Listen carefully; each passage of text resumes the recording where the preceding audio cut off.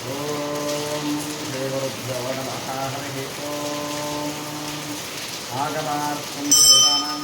पुरस्सरं गुरुघण्टारवं देवतात्माननान्तं देवरक्षो श्रीमान् देवासुराग्रः अनेन घण्टावृक्षस्य भावयेत्ता मनोहरं देहो देवालयस्तोत्रो देवो देवस्ताग्रः यदेरज्ञानिर्माल्यं ब्रह्मावेरपुरेत् उत्तत्वोद्भगान्तरेरवृत्तिङ्गाङ्गरङ्गस्थलं युद्धस्थादिकवृत्तिगा विवृत्ति सिंहैश्चैवीः वाणीश्चावरकनादेशे शोभामहिदेः तत्रान्येनविजित्तिहिङ्गरवले बोधाद्वेषकेः इष्टाचारविरम्भवन्तपैदेश्रेष्ठभोपानकेः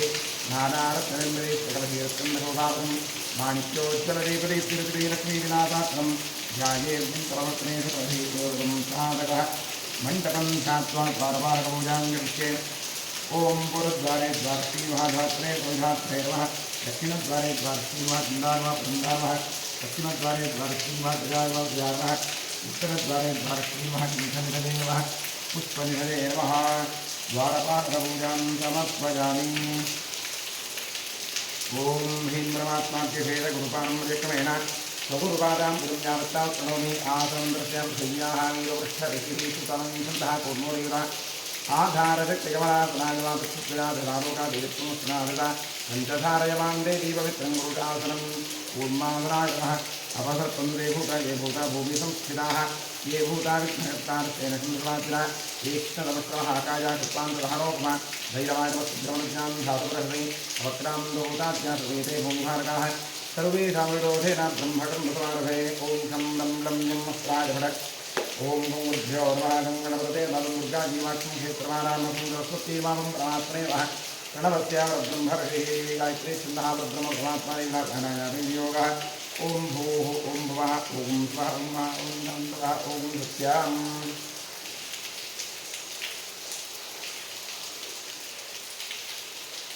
ओमापो ज्योतिरों ब्रह्मपोद्धोत्वरों ओं नमो नारायणाय गंगाद्यासवदेक्षास्मिहिता सिन्धु श्री गंगे श्री भागीरथी तत्संयोरावैवह धातुं विद्मजा धातुं विद्योरेणैवे स्वस्तिरस्नः स्वस्तिर्मामदेभ्यः ऊर्ध्वनिगातुः कुन्दो सुबलः चञ्चलस्ने ॐ शान्ति शान्ति शान्तिः आत्मशरीरशुद्धिरस्तु कलशात्रङ्गरिष्ये कलशस्य मुखे विश्वकण्ठे रुद्रभाटाः मूले रत्रस्यो ब्रह्मार्ध्ये मातृणास्ताः उत्सुतनागरासरे तद्वीपासुन्दराः ऋग्वेरोऽस्य त्रिवेदसमवेदोऽस्य तरुणः अङ्गैस्तसैरासुरवेकलहं समाग्राः अत्र गायत्रीशावित्रीशां दृष्टिकरीतुः आयान्तु मम देहस्य दुर्पक्षेकारकाः सर्वे समुद्राद्रिततीर्थान् विवादाः गङ्गे चतुर्वणे जीवगोदावरी सरस्वती नर्मदे सिन्धु कावेरी जलेऽस्मिन् सन्निधिं कुरु कलशदेवताभ्यो महत्ताडावाहनादि षोडशोपचारपूजाः समर्पयामि। ओम स्वदक्षिणदिग्भागे भूमौ चतुरस्रमण्डलं कृत्वा व्यापकमण्डलाय नमः इति सम्पूज्य रक्षानिर्वाधार्मसंसन्निधाय ॐ इति प्रणवेनदलमापूज्य शङ्खाय नमः चक्राय नमः सुन्दरही भवटमवरती भव शङ्खं चन्द्रार्कदेवतं मध्ये प्रणवेद यक्षे प्रदापतिग्रे गङ्गासहस्रे पाञ्चन्याज्ञे पद्मगर्भाय धीमहि तन्नशङ्खप्रचोदयात् पाञ्चन्याज्ञे पद्मगर्भाय धीमहि तन्नशङ्खप्रचोदयात् पाञ्चन्याज्ञे पद्मगर्भाय धीमहि तन्नशङ्खप्रचोदयात् त्रैलोक्यां या तीर्थानि वासुदेवस्याज्ञालिङ्घे तस्मिन्नादेन्द्रातस्मात् शङ्खं प्रपूजयेत् त्वं पुरासागरोत् नमस्नावेदक्रे गर्भादेवादिनादीनां निषीद्यन्ते सहस्रमा तव नादेन दाताने पाञ्चन्यनमोऽस्ते विलयञ्जान्ति पापानि हिमबद्धास्त्रोपदे दर्शनादेवलिङ्गस्य किं पुरस्त्रोणेषु नत्वा किंहिङ्ग्रे कृत्वां त्रैरयुतवेष्टि कृष्णाभिधगोविन्दं तस्य पुण्यवनन्तकं शङ्कतीर्थं कलशोदकैक्षिप्य देवस्य मूर्तिस्य प्रोक्ष्य भुजोकर्णं प्रोक्ष्य आत्मानं प्रोक्ष्य शङ्खमद्युत्सन्तोषं भाविनं केशवोपरि अङ्गरग्नं ऋष्याणां ब्रह्महत्यायुतं गृहेत् आत्मनेव अन्तरात्मनेव परमात्मनेव गन्धपुष्पाक्षतधूपदीपनिवेदनमस्कारादि सर्वोपचारपूजाः समर्पयामि। ओम भोधिपदेवरूपं कर्मसाक्षीविग्रहगत यावत् कर्मसमाप्तस्य तावत् शुश्रोभवा दीपाधारचन्द्रार्वः महालक्ष्मी नमः। ओम राजां शोभादिषु परिष्यमाण ब्रह्मणः निर्विघ्नेन परिवासर्थं श्रीमहागणपतिप्रसादसिद्ध्यर्थं महागणपतिपूजां करिष्ये।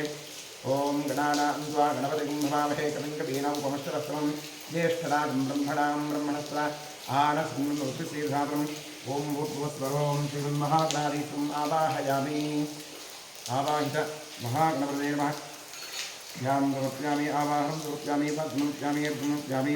आदवनिमुपयामि स्नानं समर्पयामि समर्पयामि भवीतं समर्पयामि आवरणं समर्पयामि गन्धपुष्पाक्षरामुपयामि पूजां करिष्ये ओम सुमुखाय नमः एकदन्ताय नमः कपिलाय नमः गजकर्णकाय नमः लम्बोदराय नमः विकटाय नमः विघ्नराजाय नमः गणाधिपाय नमः धूम्रकेतवे नमः गणाध्यक्षाय नमः हालचन्द्राय नमः गजाननाय नमः महागणपतये नमः द्वादशनामपूजां समर्पयामि धूपमाघ्रापयामि वनस्पतिरसोत्तमगन्धाढ्यो धूपमुत्तमः आघ्रेयस्रवदेवानां धूपोऽयं प्रतिगृह्यतां धूपमाघ्रापयामि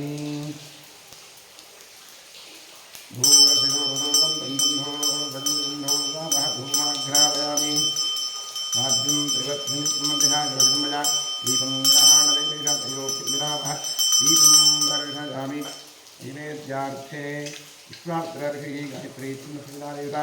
तत्सविरोरयन्मर्गोरयस्मैमः धियो यो प्रचोदयादेशम् अमृते भवान् सत्यं कृतेन वर्षिञ्चामि महागणपतये नमः नैवेद्यार्थैनं कदलीफलं महानैवेद्यं निवेदयामि तत्सदवतमस्तु अमृतोपस्मृति स्वाहा ओम प्राणाय स्वाहा अपानाय स्वाहा ज्ञानाय स्वाहा अवधानाय स्वाहा प्राणाय स्वाहा ब्रह्मणे स्वाहा कृपया प्रदक्षिणां देवदेववाणीं समर्पयामि समर्पितकदलीफलं च महानैवेद्यं विसर्जयामि तृप्तिरस्तु नीराजने योगः नीराजनार्थपुष्पाक्षरां समर्पयामि सकलाराधनैस्वर्तिनमस्तु क्षेत्रस्यादिवृं प्रार्थ्यते क्षेत्रस्य पतिना जगम्भितेन प्रजापति रामस्वं पोषयित्वादनो गणागृहे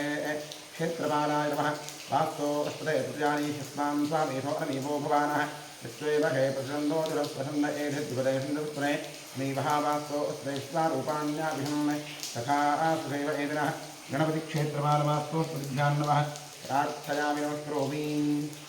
ओम सुमुखश्रीकरं कृष्णाकविलोकजगन्नकः लम्बोदर्शविलोकधना रोगनाथः धूम्रके दुर्गणाध्यक्षपालनं रोगनानन्दः द्वादशीतानि नामानि श्रेयसुमिगानवी विद्यारम्भे विवाहे प्रवेशे प्रवेदः सङ्ग्रामे सर्वकार्ये रुग्णप्रजायते शुक्लाम्बरधरं विष्णुं शशिवर्णं चतुर्भुजं प्रसन्नवदनं ध्यायेत् सर्वविघ्नोपशान्तये ओम सुकृष्णे कृष्णकृष्णाद्यभगवतो महापुरुष्यामाश्रयस्य विष्णोराज्यजा प्रवर्तमानस्य अद्य ब्रह्मणः द्वितीयपरार्धे श्वेतवराह कल्पे वैवस्वतमन्तरे कलियुगे प्रथमपादे जम्बूद्वीपे भारतवर्षे दक्षिणे भामेरो दक्षिणे पार्श्वे गोदावर्याः गोकर्णमण्डले शालिवाहरकवर्षे उद्धावतारे अस्मिन् वर्तमाने व्यावहारिके प्रभवादिसंवत्सराणां मध्ये क्रोधिनावत्सरस्य उत्तरायणे ग्रीष्मऋतौ ज्येष्ठमासे कृष्णपक्षे अद्य त्रयोदश्यां तिथौ सौविवासयुक्तायां शुभवार शुभयोग शुभकर्ण शुभतिथि शुभनक्षत्रयुक्तायां एवं गुणविशेषणविशिष्टायां शुभतिथौ ममोपात्रदुरितक्षेद्वारा श्रीपरमेश्वरप्रीत्यर्थम् अनादि अविद्यावासनजा प्रवर्तमाने अस्मिन् महति संसारचक्रे विचित्राभिः कर्मगतिभिः विचित्रासु अनेकासु पशुपक्षिमृगादियोनिषु पुनः पुनः अनेकधा जनित्वा केनापि पुण्यकर्मविशेषण इदानीन्तनमनुष्ये द्विजन्मविशेषं प्राप्तवतोः शुभनक्षत्रे शुभराजोजातस्य सर्वेषां सहकुटुम्बानाम् आस्तिकभक्तमहाजनानां सपुत्रः पुत्रिकयोः सभ्रातृकयोः साश्रितबन्धुवर्धनवर्गयोश्च जन्माभ्यासात् एतत्क्षणपर्यन्तं बाल्ये वयसि कौमारे यौवने वार्धकेषु च जाग्रत्स्वप्नसुहृत् अवस्थासु मनोवाक्कायकर्मेन्द्रियज्ञानेन्द्रियव्यापारैः कामक्रोधलोभमोहबलमात्सर्यादिभिः सम्भावितानाम् अस्मिन् जन्मनि पूर्वजन्मनि जन्मजन्मान्तरेषु च ब्रह्महत्याश्रावानस्कृन्नस्तेज गुरुतत्त्वगमन उद्भूतानां सपरूपमानकानां निक्षिप्तायाः शरणागतायाः प्रव्राजितायाः संसर्गनिमित्तानाम् असत्प्रतिग्रह प्रक्षच्छेदधान्यरौप्यवृत्तेज शूद्रप्रेष्यत्व अन्तहीनसख्यसुतत्यागदानविक्रय मातृद्रोह पितृद्रोह कुलद्रोह स्वामिद्रोह कृतघ्नत्व निष्ठुरहारण क्षेत्रहरणादि आदतादित्वदोषपरिहारार्थं दत्तापहरण प्रेष्यत्वविघातन परवञ्चन परनिन्दन परधन परदारापहरण मांसादिनिषिद्धभक्षण निमित्तानां तारकस्थपञ्चमहायज्ञादि अकर्मनिमित्तानां महापातकानाम् अतिपातकानाम् उपपातकानां समपातकानां सङ्कलीकरणानां मलिनीकरणानाम् अपात्रीकरणानां जातिभ्रंशकरणानां जाग्रतः सकलकृतानाम् अज्ञानतश्च अभ्यस्तानां निरन्तराभ्यस्तानां चिरकालाभ्यस्तानाम् एवं नवानां नवविधानां बहूनां बहुविधानां सर्वेषां पापानाम् अपनोदनार्थं महादेवादीनां प्रसादसिद्ध्यर्थम् आदित्यात्मकश्रीरुद्रप्रसादसिद्ध्यर्थं शरीरे वर्तमानवत्तिष्यमाणसमस्तरोगपीडपरिहारद्वारा क्षिप्र आरोग्यसिद्ध्यर्थम् इष्टदेवता कुलदेवता प्रसादसिद्ध्यर्थं प्रसादेन करिष्यमाणकर्मणः अतिशयफलसिद्ध्यर्थं परेः कृतक्रियमाणकरिष्यमाण सकलमन्त्रतन्त्रयन्त्रौषधविषचूर्णप्रयोगकृत्यादिनिर सकल उपद्रवशान्त्यर्थम् आध्यात्मिकादिभौतिकादिदैविक सकल नवपदितदापत्रयनकृत्यर्थं गृहे वसतां विपदां च पुष्पदां च तीरोग्यशतायुष्यर्थम् उत्तरपौत्रधनधान्यतेजो लक्ष्म्यादिसकलसम्पत्समृद्ध्यर्थं श्रीबसवेश्वरक्षेत्रे सान्निध्याभिवृद्ध्यपूर्वक नित्योत्सवपक्षोत्सव मासोत्सवरमुत्सरोत्सवादीनां दिने दिने अभिवृद्ध्यर्थं क्षेत्रे कृत इर्डोद्धारकार्यः निर्विघ्नेन परिसमाप्त्यर्थम् श्रीबसवेश्वरस्य पूर्णानुग्रहपूर्णप्रसादसिद्ध्यर्थं श्रीपरमेश्वरप्रीत्यर्थम् अतिरुद्रमहाजागमहाप्रायश्चित्रमङ्गलशिवाराधनं कर्म करिष्ये आचार्यद्वारा कारयिष्ये ॐ भद्रं कर्णेभिः शृणुयामदेवाः भद्रं पश्येमाक्षभिर्जरत्राः स्थिरैरङ्गैः स्पृष्टुवागुंसस्तनूभिः व्यशेम देवहितं यदायुः स्वस्ति न इन्द्रो वृद्धश्रवाः स्वस्ति नः पूषा विश्ववेदाः स्वस्ति नस्तार्क्ष्यो अरिष्टनेमिः स्वस्ति नो बृहस्पतिर्दधातु ॐ शान्तिश्शान्तिश्शान्तिः ॐ नमो हिरण्यवाहवे नान्ये दिशान्तपदते नमो नमो वृक्षेभ्यो हरिकेशेभ्यः पशूनां पतते नमो नमः स्वस्मिञ्जराज विषीपते पथीनां पतते नमो नमो वभ्योजादिव्याधिरेन्द्रां पतते नमो नमो हरिकेशाजोपविष्टां पतते नमो नमो भवस्य हेत्ये जगतां पतते नमो नमो रुद्राजात्तापिने क्षेत्राणां पतते नमो नमः सूताजाहञ्जाजवनानां पतते नमो नमो मोहिताय स्थपतिर्क्षाणां पतते नमो नमो मन्त्रिणे वाणिजालकक्षाणां पतते नमो नमो भवन्तदेवादिवस्त्रायुषधीनां पतते नमो नमः विक्षैर्भोगाजाष्टं पतते प्रीणां पतते नमो नमः स्मवीताजिनां सत्त्वनां पतते नमः नमः सहमानाय व्याधिनीतां पतते नमो नमः कुभाय इषङ्गिणे श्वेतानां पतते नमो नमो इषङ्गिण इषुतिमते दुष्कराणां पतते नमो नमो वन्तदेवस्तूनां पतते नमो नमो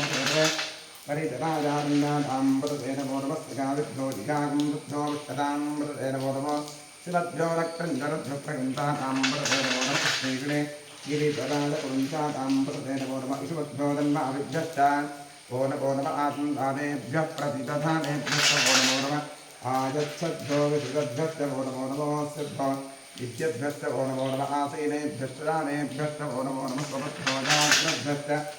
वो नमो नमस्तिष्ठद्भ्योधातभ्यश्च वो नमो नमः सहाभ्यस्वावरिभ्यश्च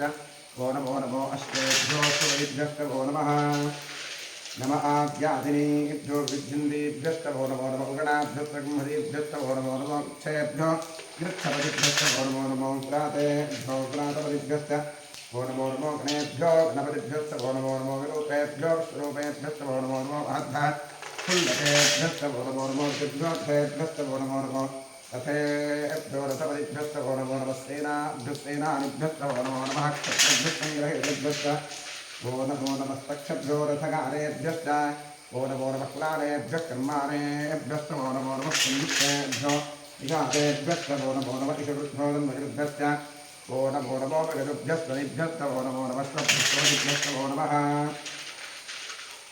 नमो भवाय च रुद्राय च नमः शर्वाय च पशुपतये च नमो नीलग्रीवाय च शितिकण्ठाय च नमः कवर्तिने च विद्युत्पगेदाय च नमः सहस्राक्षाय च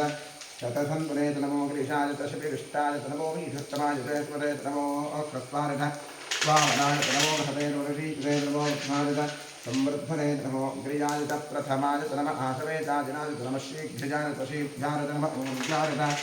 वस्तुन्याय च नमः स्तोत्याय च द्वीप्याय च नमो ज्येष्ठाय च कनिष्ठाय च नमः पूर्वजाय च वरदाय च नमो धमाय च परिध्वाय च नमो प्रथम्याय च बुद्ध्याय च नमः स्तोभ्याय च प्रध्वर्याय च नमो याम्याय च क्षेम्याय च नमः उर्वर्याय च प्रथर्याय च नमः स्तोक्याय च धाम्याय च नमो ज्ञाय च क्षाय च नमः श्रवाय च प्रतिश्रवाय च नमः आशुरेणाय च आसुरथाय च नमः शूराय च वधीन्द्रते च नमो वरुषिणे च वरुषिणे च नमो विष्मिने च कवचने च नमः श्रुताय च श्रुतसेनाय च नमो दुन्दुभ्यारजा संज्ञानतमो दुष्टवेदप्रवृषानतमो दूतानतप्रहितानमो निषङ्गिणेरेतुद्वदे नमस्तीक्ष्णेतवेदान्धने नमस्वायुधायत सुधन्दरेत नमस्कृत्यादितपथ्यानत नमः आच्यादितनीत्यानत नमस्तूध्यानत सदस्यानमो आद्यादित वैशन्तानत नमः कूप्यादिताख्यानत नमो ऋषादित वृष्यादत नमो मेघ्यादित विद्युत्यानत नमः ईर्भ्यजादिताख्यानत नमो वाप्यादित रेष्मिदानत नमो वास्तव्यानत नमः सुवादित नमस्तोमादित रुद्रादित नमस्ताम्रादित अर्णादित नमः शृङ्गादित पशुपथजेत नमः उग्रादित दीवादित नमो उग्रेभादित दूरेभादित नमो हन्तैरहणीयसेत नमो जयभ्यो हरिकेशेभ्यो नमस्तारादित नमः शम्भवेत विलोभवेत नमः शङ्करादित मयस्करादित नमः शिवादित शिवधरादित नमः चेत्तादित शून्यादित नमः पार्यादित पार्यादित नमः प्रधरणादित उत्तरणादित नमः आताभ्यादित आभ्यादित नमः कृत्यादित हेन्यादित नमस्ते प्रवाह्यादित नम इरण्यादित प्रपथ्यादित नमः किंजनाय दक्षिणादित नमः प्रभ्रेणोस्ते नमो गोष्ठ्यादित गृह्यादित नमः सत्यादित नमः कात्यादित दह्वरेष्ठादित नमो हृदयादित निवेष्ठादित नमः पागुं भुव्यादित रदस्यादित नमः शिष्यादित हत्यादित नमो लोप्यादित रप्यादित नमः ऊर्जादित ऊर्जादित नमः प्रज्ञादित वन्नभ्यादित नमो गुरवाणादिताभिक्षते नम आख्यते प्रख्यते नमो किरिकेभ्यो देवानागुंसतेभ्यो नमोक्षिणेभ्यो नमोन्मुक्तेभ्यो नम आनिरसतेभ्यो नम आमियुक्तेभ्यः ॐ शान्तिः ॐ सहस्राणि सहस्रभावागुमोऽस्त्वहेतजः तासामीठानो भगवत्प्राचीनामुखाकृतिः संस्कृतारुद्राणं भूतभूस्वरोम् आवाहयामि आवाहित अमृताजरुद्राणः ध्यानं समर्पयामि आवाहनं समर्पयामि पाद्यं समर्पयामि अर्घ्यं समर्पयामि आचमनीयं समर्पयामि स्नानं करिष्ये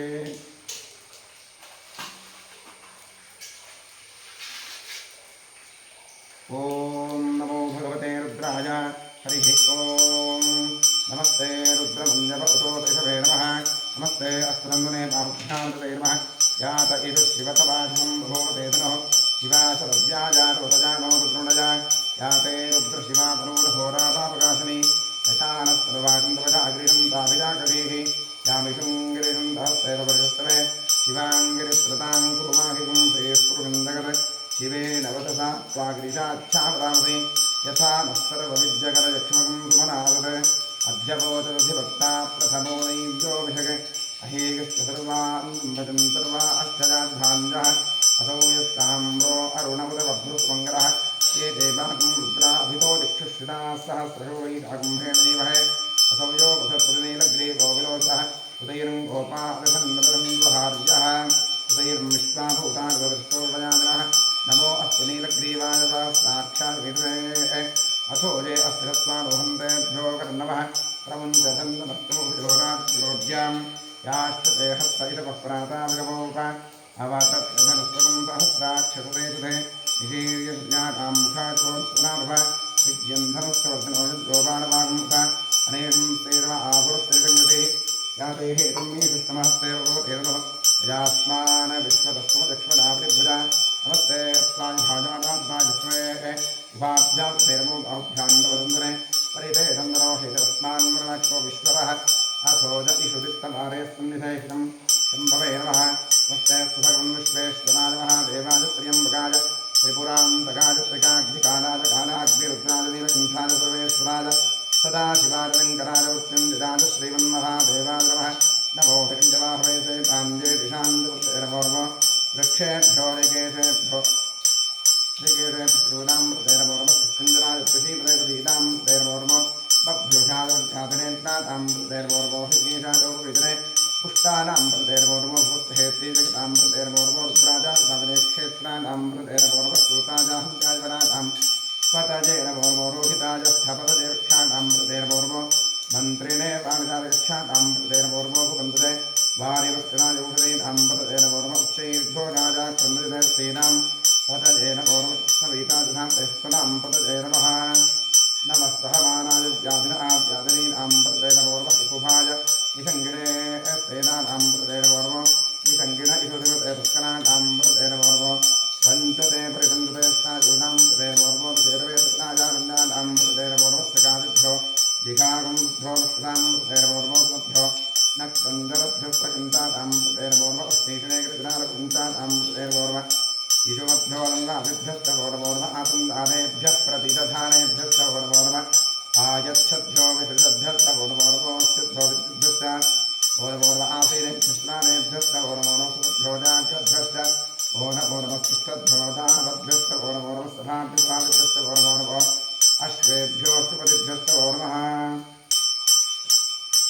नम आव्याधिनेभ्यो हिन्देभ्यस्तवो नमो नमः उगणाभ्यस्तमदेभ्यस्तवो नमो नमः क्षयभ्योऽक्षपतिभ्यस्तवो नमो नमः क्रातेभ्यो क्रातपतिभ्यस्तवो नमो नमः गणेभ्यो गणपतिभ्यस्तवो नमो नमः रूपेभ्यो स्वरूपेभ्यस्तवो नमो नमः आध्याक्षलकेभ्यस्तवो नमो नमः ऋषिभ्यो गणेभ्यश्च ओ नमो नमो रथेभ्यो रथपतिभ्यस्तवो नमो नमः सेनाभ्यस्तवो नमो नमः क्षत्रिभ्यस्सङ्गहेतुभ्यश्च ओ नमो नमः सक्षभ्यो रथकारेभ्यस्तवो नमो नमः स्नानेभ्यः कर्मारेभ्यस्तवो नमो नमः संयुक्तेभ्यो निषादेभ्यस्तवो नमो नमः ईशकृभ्यो नन्दकृभ्यस्तवो नमो नमः मृगभ्यस्त्वनिभ्यश्च ओ नमो नमः स्वभ्यस्तवनिभ्यस्तवो नमः नमो भवाजत रुद्राजत नमः शिवाजत पशुपतये नमो नीलग्रीवाजत क्षितिकण्ठाजत नमः कवर्तिने दव्युत्तकेराजत नमः सहस्राक्षाजत शतसन्वने नमो गैषाजत शिपितिष्ठाजत नमो भीषुष्टमायुषे सुपदे नमो ह्रस्वाजत वामनाजत नमो बृहतेर्षीयुषे नमो वृद्धाजत संवृद्धने नमो अग्रियाजत प्रथमाजत नमः आकवेताजराजत नमः शीघ्रयाजत शीघ्राजत नमः ऊर्जाजत वसुञ्जाजत नमः स्रोतस्याजत दीप्याजत नमो ज्येष्ठाजत गरिष्ठाजत नमः पूर्वजाजतावरणाजत नमो मध्यमाजतावरुद्धाजत नमो जगन्याजत बुद्धिजाजत नमः सोऽभ्याजत प्रतिधर्याजत नमो याम्याजत क्षेम्याजत नमः गुरुवर्याजत खल्याजत नमः श्लोक्याजतावधाम्याजत नमो ज्ञाजत कक्षाजत नमः श्रवाजत प्रतिश्रवाजत नमः आजुषेणाजत आजुरथाजत नमः शूराजतावधन्यते नमो वर्म्भिषेतवरुधिने नमो बिम्बिनेत कवचने नमः श्रुताजत श्रुतसेनाजत नमो दुर्भ्याजत हन्याजत नमो दुष्टवेत प्रवृषाजत नमो दूताजत प्रहिताजत नमो निर्गुणेते कृते जनमश्चेक्षेत वेदागुणेत नमः स्वायुधाजत सुधन्वनेत नमः स्तुत्याजत वत्स्याजत नमः कात्याजत नेत्याजत नमः स्तूत्याजत सरस्याजत नमो नाद्याजत वैसन्ताजत नमः पूप्याजत नमो वर्ष्याजत वर्ष्याजत नमो मेघ्याजत विद्युत्याजत नमः एध्रजाजत वत्स्याजत नमो वात्याजत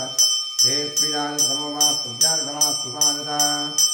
नमः सोमाजत रुद्राजत नमः साम्राजताजनाजत नमः शृङ्गाजत पशुपतये नमः उग्राजत दीपाजत नमो देवधाजत देवधाजत नमो हन्त्रेतहनीयते नमो क्षेभ्यो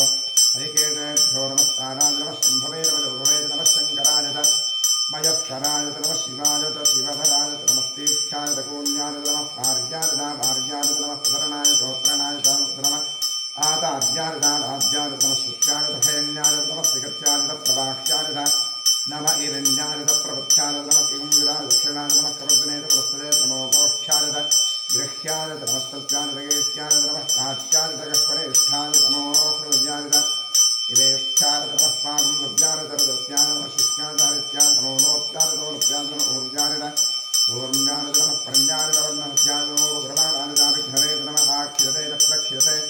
नमो किलिकेभ्यो देवान् आगमहृदेभ्यो नमो क्षीलकेभ्यो नमो संयुक्तेभ्यो नमः आनिर्हतेभ्यो नमः आनियुक्तेभ्यः द्रापे अन्धसत्परे दरिद्रं नीललोहिता येषां पुरुषाणां येषां पशूनां माभेर्मा रोमो येषां किञ्चिदावत् या देवशिवादो शिवाहवेषति शिवारुद्रस्य हेतति ददानो दिवसे इमागुं रुद्राय तपसे कब्दने अक्षरवीराय प्रभरामहेवतिं यथा अष्टमसद्विवरे तदुष्णेष्टं पुष्टङ्ग्रामे अस्मिन्नासुरं मृडानो लोकरोमे स्थिरक्षरवीरानवसावदेवते यच्छन्तजोष्टमराजदे पिता तदश्यामधवरुद्रप्रणीतौ मानो भान्तपतमानोद्भगं मानुक्षन्दपतमानुक्षितं मानोधे धर्मोद्भातं प्रजामानः सर्वो रुद्रदैर्षः मानस्तोकेन जयमान आदिशिमा भोगोषमानश्वेतदैर्षः वीरान्मानो रुद्रभागोधेरहत्सन्दोर्वसादेवते आरात्रे गोघ्नपुरपूर्णघ्ने क्षरद्वीराजसन्नमस्मेतेस्तु रक्षा च नो अधिजरेव प्रोह्यथा जनश्रमच्छद्वरः सुहिश्रुतङ्गर्तुरञ्जुवानं मृगन्नभीमवस्तुग्रं मृणादित्रैर्दृष्टवानो अम्यन्ते अस्मन्निवन्दिसेनाः हरिणो रुद्रस्य हेतर्गुणत्वैर्पेरस्तुन्मुद्रघारोः अपस्थिरामगवद्भस्तनश्वमेभ्यस्तोकाय धनजाजरुणय मीधुष्टव शिवतमशिवोनुस्मनाभव परमेव क्षायुसन्धिधारिकृत्यम्बदाराद्रविलाकं विभ्रदागहि विकिरीटविलोहे नमस्ते स्वभवः यास्ते सहस्रगं हेतजोऽन्यवस्तन्यवपन्ताः सहस्राणि सहस्रधामाकुवस्त्रहेतजः साधामीशानोपराधीनावधागसि सहस्राणि सहस्रशोजे उत्तरादिभूम्यां एतागुं सहस्रजोदनेन संवादमसे अस्मिन् महत्तरणपेन्दर्क्षे भवाधि नीलग्रीवाश्रिगन्धा श्रवाधाक्षमाद्राः नीलग्रीवाश्रिगन्धादिवन्मुद्रापुष्टाः ये वृक्षेषु सत्सञ्जितानीलग्रीवाग्रोहिताः ये भूतानामधिपतयो विशिखासक्कवर्तिनः ये अन्नेषु विद्यन्ति पात्रेषु गोत्रान् ये पथां प्रतिरक्षितैरप्रदादितः ये तीर्थानि प्रतरन्धृगान्तोषज्ञिनः य एतां दृष्टभूयागं दुस्तरिशो रुद्रादिस्थिरे तेषागं सहस्रजोदनेव संवादिमते नमोर्त्रेभ्यो जय पृथिव्याञ्जे अन्तरिक्षे ये दिविजयशामन्तं वासो दर्शविदवस्तेभ्यो दृष्टातेर्दशदक्षिणा दशप्रदेशेर्दशोदयेर्दशोर्द्वास्तेभ्योर्मस्तेनो दयन्तेदं विष्णो यश्च नोद्वयस्थितं भोरुम्भैर्धामि हर नमः पार्वतीवदे हर महादेव त्र्यम्बकं यदामहे सुगन्धिं पुष्टिवर्धनं उर्वारुकलवन्धनां मृत्योर्मुक्षीमानुदात् यो रुद्रो अग्नं यो असयो रथेश यो रुद्रो विष्टाभुरामवेशस्मै रुद्रायमोऽस्तु नमस्तु गजस्वसुवन्तायो विष्णुस्य क्षेत्रे तस्य इक्ष्वामहेतो उपनधारुद्रन्नमो देवरुन्द्रस्य अयं मे हस्तो भगवानजं मे भगवत्रः अयं मे विष्णुहे शिवाविकर्जनः एते सहस्रमजतुं पाशामुच्योमुत्यानन्दवे तान् यज्ञस्य मानदासमानवेदामहे मृत्यवे स्वाहा मृत्यवे स्वाहा ॐ नमो भगवते रुद्रादित्वे मृत्युं मे पाहि सदाशिवोम् ॐ महाभिषेकस्नानं समर्पयामि वस्त्रं समर्पयामि उपवीतं समर्पयामि आभरणं समर्पयामि गन्धान् समर्पयामि अक्षतान् समर्पयामि पुष्पाणि समर्पयामि पूजां करिष्ये गन्धद्वारानुरागकान्तुष्टाङ्गीं ईश्वरीं सर्वभूतानां तामेवप्रेष्यं गन्धान् धारयामि अर्चितप्रार्चितप्रियमेधा सोत्ता अर्चन्तपुत्रकापुरन्नतिस्मच्चता अक्षतां समर्पयामि आजपेतप्राणिकदुर्वारोहं कृष्णैः सदाश्च पुण्डरीकाणि मुद्रस्य गृहायवे पुष्पाणि च समर्पयामि मम पूजां करिष्ये ॐ वामाजी नमः ज्येष्ठाजी नमः रौद्री नमः काली नमः कलविकलन्ये नमः बलविकलन्ये नमः बलप्रमथन्ये नमः नमशक्तिपूजां समर्पयामि ॐ नमो भगवते सर्वभूतात्मने सकलगुणशक्तियुक्ताय योगाय योगवत्मपीठात्मने नमः सुवर्णपीठं कल्पयामि स्वात्मसमस्तवचं शुद्धं तामद्य परमेश्वरा अरण्यादिवहव्यासं मूर्त्याम् आवाहयाम्यहम् ॐ भूर्भुवस्वरों सशक्तिसाङ्गसायुधवाहन सपरिवार सर्वाधिकारभूषित श्री अमृतराजमूर्तये नमः ॐ भूर्भुवस्वरों आवाहयामि आवाहितो भवात् स्थापितो भवात् नीतो भवात् निरुद्धो भव अवलम्बितो भव अमृतो भव व्याप्तो भवत् प्रसन्नवरदो भवात् स्वादां जिङ्गुरु ॐ तत्पुरुषाय महादेवाय विः तन्नोर्दुष्टोदयादजमघ्नमध्यं वामदेवऋषिः पङ्कजच्छन्दः सदाशिवरुद्रो देवता उभ्रद्रोर्भिकुठारमृतरोहिभ्रजवरोसुप्रसन्नो महेशः नानालङ्कारदीप्तं सरसिजनिलयो व्याघ्रतन्मात्रवासाः ध्येयो मुक्तापरागानुदर्शनिता तत्रवः पञ्चवक्त्रः रक्षः कोटिरकोटिघटितदुहिनरोच्चिष्कलोत्तुङ्गमौलिः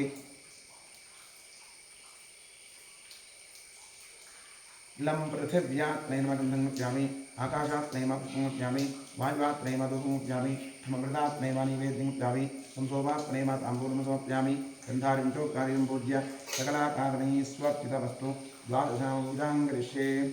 ॐ महादेवाय नमः महेश्वराय नमः शङ्कराय नमः वृषभध्वजाय नमः कृत्तिवासने नमः कामाङ्गराजनाय नमः देवदेवेशाय नमः श्रीकण्ठाय नमः हराय नमः पार्वतीपतये नमः रुद्राय नमः शिवाय नमः द्वादशनामपूजां समर्पयामि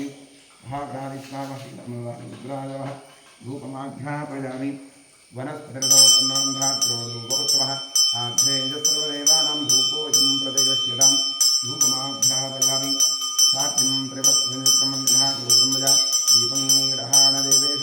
त्रैलोक्यतिरापः उद्देश्यस्त्रातवेदोर्धन्नरतम्बवा पशुविष्णुह्यमावः जीवनं च दिशो दिश एवं दर्शयामि निवेद्यार्थे विश्वामित्रऋषिः गायत्री छन्दस्सविता देवता तत्सवितुर्वरेण्यं भर्गो देवश्रीमहि धियो यो प्रचोदयात् अमृतीभव सत्यं तत्तेन वरिष्यामि महागणाधीश्वराय नमः श्रीसाम्राज्यरुद्रामहनिवेद्यार्थितं अनिघेरखण्डन्तकदलैफलन्दवहानिवेद्यामि तत्सदमृतवस्तु अमृतोपस्मरति स्वाहा ॐ प्राणाय स्वाहा ॐ अपानाय स्वाहा ॐ ज्ञानाय स्वाहा ॐ दानाय स्वाहा ॐ समानाय स्वाहा ॐ ब्रह्मणे स्वाहा कृपया प्रेक्षणाभ्यभ्य अमृतपानीयं समर्पयामि साम्राज्यरुद्रामः महागणाधीश्वराय नमः कदलीफलन्तु महानिवेद्यं विसर्जयामि तृप्तिरस्तु। अधिकपुण्यफलप्राप्त्यर्थे वेदोक्तकर्पूरमङ्गलनीराजनेन योगः। ॐ सद्यो जातं प्रपद्यामि सद्यो जाता वैरवौरवः भवे भवेदाति भवे भवस्वभां भवो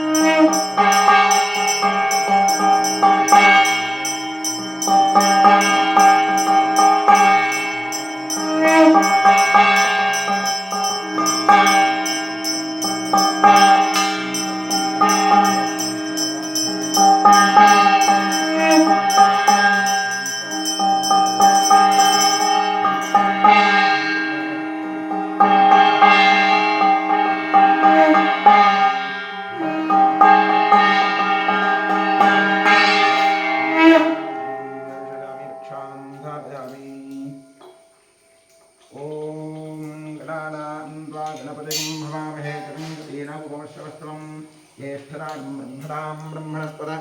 आनशृण्वन्नोतिभिस्सीरसादरं श्रीविघ्नेश्वराय नमः। सोभोगा एतस्य राज्यमादत्ते यो राजासुन्द्राज्यो वासो मे ददते देवसुवापेतानि हवींषि भवन्ति एतावन्तो मयि देवानागं सभाः स एवास्मै सभां प्रयच्छन्ति स एनं पुरस्रन्ते राज्याय देवसूराजा भवति बहुग्वै बह्वश्वाजी बह्वजातिकाजी बहुव्रीहिजमाजी बहुवासुराजी बहुहिरण्याजी बहुहस्तिकाजी बहुदालपोरुषाजी रजमत्यै पुष्टिमत्यै बहुराजस्पोषाजी राजास्तु राजाधिराजाय प्रसख्य साखिने नमो भजं वै श्रवणाय कुम्भे कामकामकामाजवश्यं कामेश्वरो वै श्रवणो दधातु कुबेराय वै श्रवणाय महाराजाय नमः। पर्याप्त्यानन्तराजाय गुरुवस्तोमोदरात्रोत्तममहद्भवति सर्वस्याप्ति सर्वस्य जिद्धि सर्वमेव तेनाप्नोति सर्वञ्जरति यो वेदादोस्वरः प्रोक्तो वेदान्तैरप्रतिष्ठितः तस्य प्रगतवे तस्य परस्य महेश्वरः। साम्प्रदायसूत्रेव महाग्रादिस्नामः यदोक्तं दृष्ट्वाञ्जलिं समर्पयामि यानि कानि च पापानि सम्मान्तृकृतानि च तानि तानि रक्षन्ति रक्षणकरैवदे पापोऽहं पापसम्मात्मं पापात्मा पापसम्भवः काशिमां कर्जादेव शरणकटवत्सल प्रदक्षिणनमस्कारान् सर्वोपचारपूजां समर्पयामि पश्चात्प्रसन्नपूजां करिष्ये। महादेवाय नमः महेश्वराय नमः शङ्कराय नमः वृषभध्वजाय नमः कृत्तिवासनाय नमः रामाङ्गनासनाय नमः देवदेवेशाय नमः श्रीकण्ठाय नमः हराय नमः पार्वतीपतये नमः रुद्राय नमः शिवाय नमः प्रसन्नपूजां समर्पयामि प्रसन्नार्घ्यं समर्पयामि।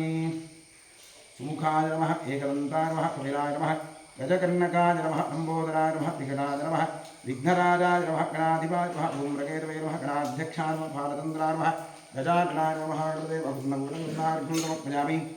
यस्य स्तनत्यादिषु न्यूनं सम्पूर्णराण्यादित्योऽन्तेदमच्युतम् इतः पूर्वं प्राणबुद्धिदेह ब्रह्माधिकारतः जाग्रत्सुप्तमुक्तवस्थासु मनसा वाचा कर्मणास्ताभ्यां प्रत्यावतरेण स्मृतं यत् कृतं यत् दत्तं यत् उत्तमं यदाचरितं तत्सर्वं ब्रह्मार्पणं भवतु। कायेन वाचामृतेन्द्रियैर्वाध्यात्मना वा प्रकृते स्वभावात् करोमि यद्यत् सकलं परस्मै सदाशिवाय समर्पयामि। अनेन मङ्गलशिवाराधनकर्मणा श्रीपरमेश्वरप्रीयतां तत्सद्ब्रह्मार्पणं भवतु। स्वस्ति श्रद्धां मेधां यशःप्रज्ञां विद्यां बुद्धिं श्रीम्बरम् आयुष्यं धैर्यमारोग्यं देहि मे परमेश्वर। ॐ इडादेवहोर्मनुर्यज्जनेर्बृहस्पतिरुक्थामदानिषगंसिषद्विश्वे देवासूक्तवाचः पृथिवीमादर्भामाहिगुंसेर्मधुमनिष्ये मधुजनिष्ये मधुभक्ष्यामि मधुवदिष्यामि मधुमतीं देवेभ्यो वाचपुत्यासकं शुश्रूषेण्यां मनुष्येभ्यस्तं वा देवा अवन्तु शोभायै पितरो वदन्तु ॐ शान्तिः शान्तिः शान्तिः हरिः ॐ